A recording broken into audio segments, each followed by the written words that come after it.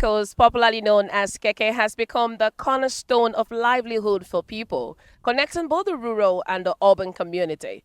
Nevertheless, it faces its own challenges. In this report, we'll hear from key stakeholders, government officials, economic experts, the Keke riders, and commuters. This will help us to ascertain the current state of the Keke economy and the way forward in Abia State. The government plays a critical role in the transportation sector. While speaking to the special advisor to the governor on media and publicity, Mr. Ferdinand Ekoma, we asked him the government's approach in supporting the Keke economy. Any government that wants to make progress, that wants to, have a decent environment, that wants to ensure that there is hitch-free movement of people, that is hitch-free economic activities, would need to run a decent and organized transport system. Unfortunately, we cannot boast of that in Abia State at the moment. We are laying the foundation is something that is very massive. I mean, the scope of what needs to be done to have sanity. The Keke operation is something we met on ground, and we may not buy that the idea of a Keke economy, so to say, but it's a means of transportation, and you don't have any choice than to ensure that they are given the necessary support, that the necessary measures are put in place to ensure that their operations don't become a problem to the people. First, it's human beings that are riding Keke, and it's a means of business, a means of economic survival, and they require all the support and cooperation of government to ensure they use that means of a livelihood to fend for themselves and their families. Development comes with a lot of things, a lot of changes, but the best way to do it is not to just wake up and impose and say, just with your policies and programs, you put money in the hands of people, you come up with, there are things you will do here. You see somebody that is riding Keke would suddenly abandon Keke and say, okay, let me go and work in this institution. Because what we are doing, what the governor is doing with the massive investment in infrastructure, because I always like to say, the governor has a quote he will always make, that investments go only to a place that has been prepared for them. So investments will not come to Abia if Abia has not been prepared for it. So what the governor is doing is to invest massively in infrastructure, create the enabling environment, solve the problem associated with ease of doing business, provide security, and you would see investors, because the job of government, that is, they will tell you that the government has no business in business. The government has business, and that is the position of the governor, because it is the job of government to lay the foundation, to create the enabling environment, to show the direction, to put the superstructure that will carry all the substructures, economic substructures that are going to be. So the private sector will come in after you must have created the enabling environments. And what we are doing is evident that a lot of people are already trooping into the state. If we looked around, checked at what happened in different hotels during the Yuletide, all the hotels were fully booked. So it means something is happening here. So because of that, there are going to be more opportunities for everybody, including Keke riders, that to a great extent their number will reduce in the future. Government is also coming up with a holistic transport system that would see some of them abandon the Keke they are riding and embrace that one. But you need to create the enabling environment for now. So as time goes on, that will be in the future. The government may say, okay, that could be restriction, because when you, even everywhere, whether in Port Harcourt or in Owerri, in Abuja and others, there are places that Kekes don't come. So as time goes on, of course, that might come up, but for now, there is, nothing has been decided in that area. Ekoma highlighted the ongoing efforts to regulate the sector, improve road infrastructure, and of course, streamline the levies to ensure that Keke riders are not harassed. However, challenges remain in addressing congestion and the integration of the tricycle sector into the broader transportation plans of the state. So on assumption of office, we have brought sanity. We insisted After we lifted the tax holidays, we insisted that every Keke operator will no longer pay anything called loading fees. We stopped it, and it doesn't exist again. You can move around on my and confirm that. Can speak to Keke operator. They will tell you there's nothing like loading fees again. What you now pay is your daily ticket, and these daily tickets are paid electronically. Of course, it's difficult for you to see any Keke person who will not have up to 20 to 30 trips in a day. So that 20, assuming you have 30 trips in a day, and your 20 naira is taken from you on each trip, that means you are paying 600 naira on a day outside the statutory daily ticket you are going to pay for. That was what they were spending. That's, of course, it was public knowledge. It's something that is verifiable. So if you multiply 600, let's say by 6 days, because even though they paid it even on Sundays, but let's say use Monday to Saturday, that's 6 days. So if you multiply that 600 by 6, I think that's 3,600. Good. Multiply it by a month and multiply it by 1 year. So you can imagine what the government has been able to save the Keke operators. That is why most of them are very happy.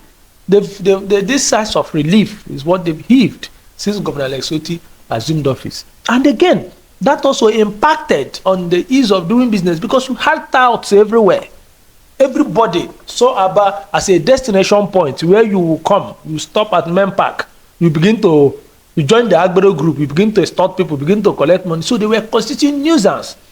And in the past, most occasions, you would see Keke operators driving the steering with the Agberos and others. So a lot of people lost their lives, a lot of people got injured.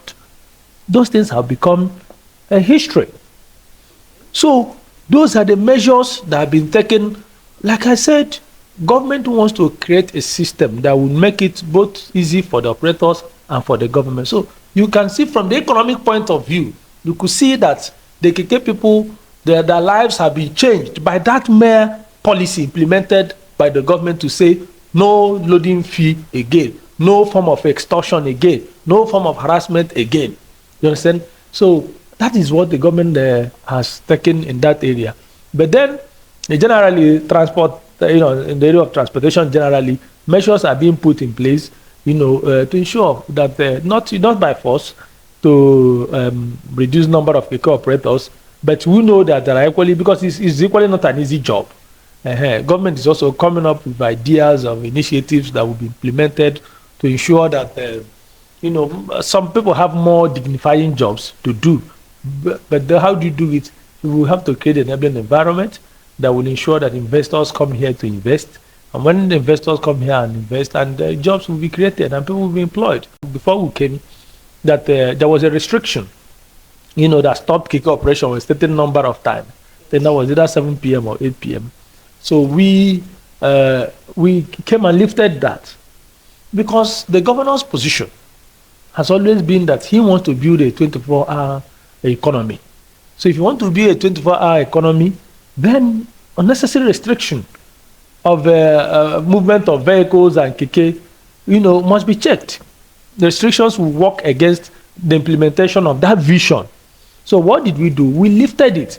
And of course, there was a time we had some security challenges. After the lifting, government announced that it will reimpose it and gave a timeline or a deadline for this thing. But it was never implemented, because we continued to review, we continued to deliberate. What we did, we sat, the governor sat with his team. We looked at it extensively ahead of the time set for the implementation of the restriction. So we began to look at the advantages and disadvantages, how it will impact the lives of those who do not have, private cars and all the rest of them. We look at where people are living, access to homes, how it will affect economic activities, how businesses will be shut down on time because of that.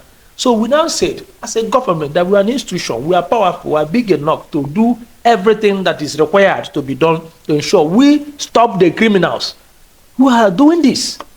So we decided to take the onslaught to the criminals, and that was why throughout the Yuletide, you didn't hear any sad story coming out from Abia of kidnapping or armed robbery, assassination of any kind. So government decided that the best thing to do is to put the necessary measures in place to ensure that every citizen is protected, including the Keke operators are protected to do their job without necessarily, restricting them. Because if you restrict them, you are also restricting the income and everything and business activities. We spoke to business expert Mr. Godfrey Kenechukwu based in Abia State, and he emphasized on the economic potency of the Keke economy while extraying what could be done to make it more sustainable.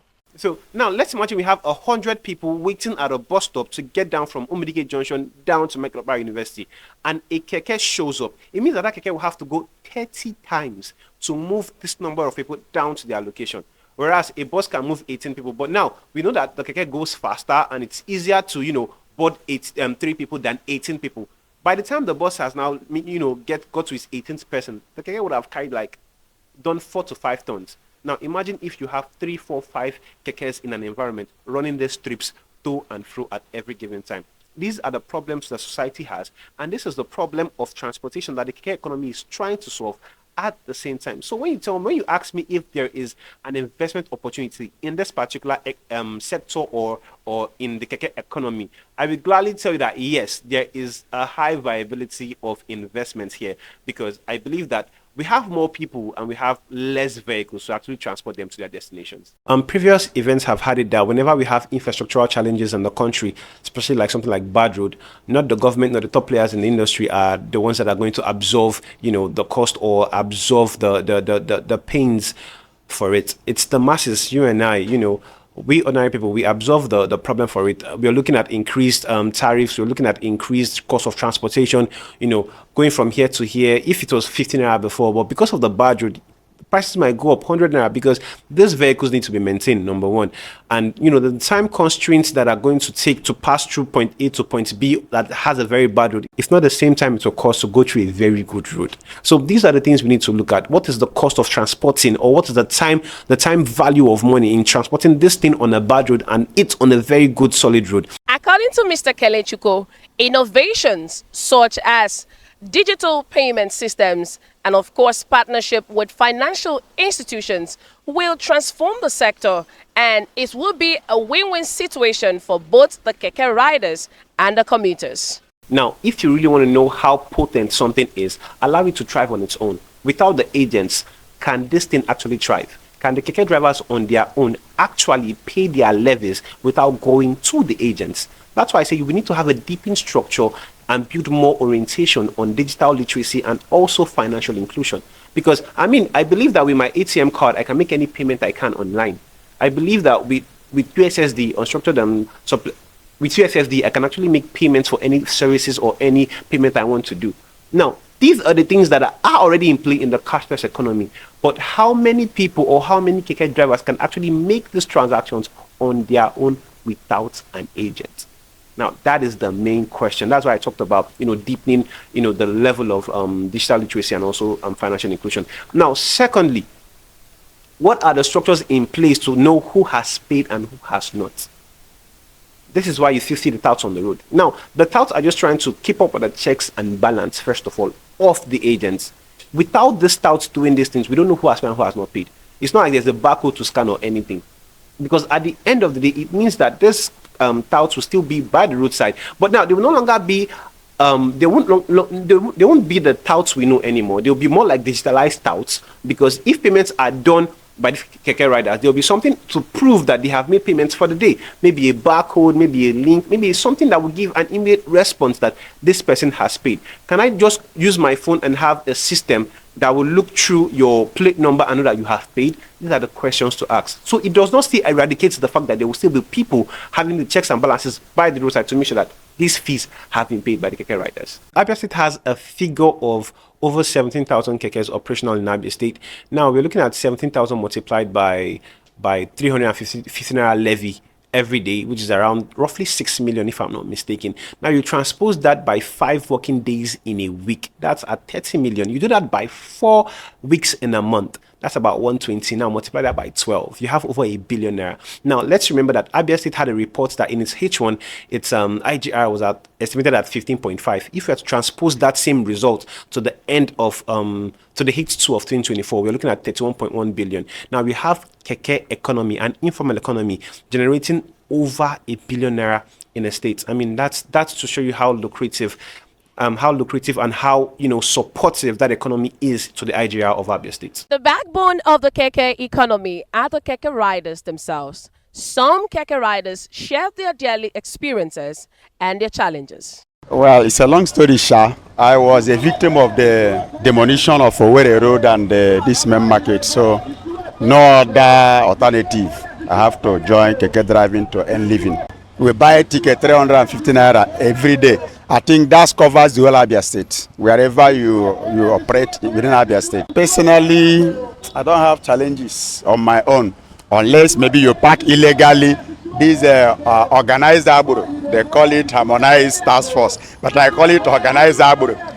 With their new uniform this year, they have zeal. So if you park anywhere, they grab you. Like yesterday, harried him. The government of Dr. Alex Oti has favored us much. At least reducing of some of the levies.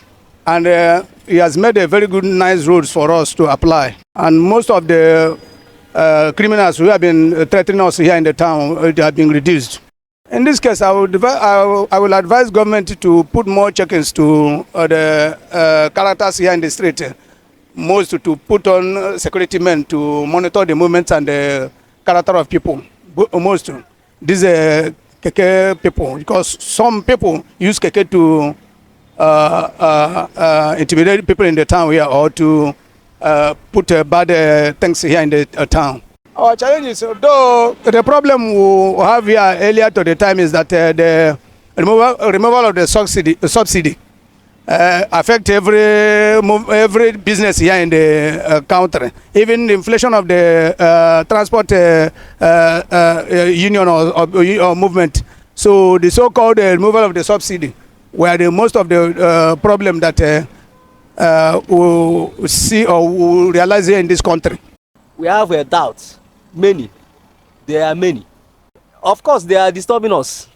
But if there is a way to at least to reduce them, because many of them now they don't jump into this task force, and I don't know whether those people now, whether they are harmonized task force that government selected, or they just go and wear clothes just resemble like harmonized clothes and wear and come out on the road and disturb Keke people. Coming for that very aspect, no, there's nothing like increasing in the fuel prices. The reason is that the fuel is still costly. Unless if they can bring fuel at least 500 or 600 a liter, then we can reduce the price. But for now, fuel is above 1,000 plus. So even when a Keke man is collect 200 naira per drop, I think it's not too much. The Keke economy in Abia State is a dynamic sector with immense potential, and it contributes to the state's development. However, addressing some of these challenges we're facing requires a collaborative effort between both the government, the riders, the private sector, and even the commuters. By improving infrastructure, streamlining regulations, and fostering innovation, the Keke economy can thrive, benefiting all stakeholders. Thank you for joining us on today's special report. Stay tuned for more updates on critical issues affecting the community. My name is Victoria Ichie, Rapid TV Umuahia.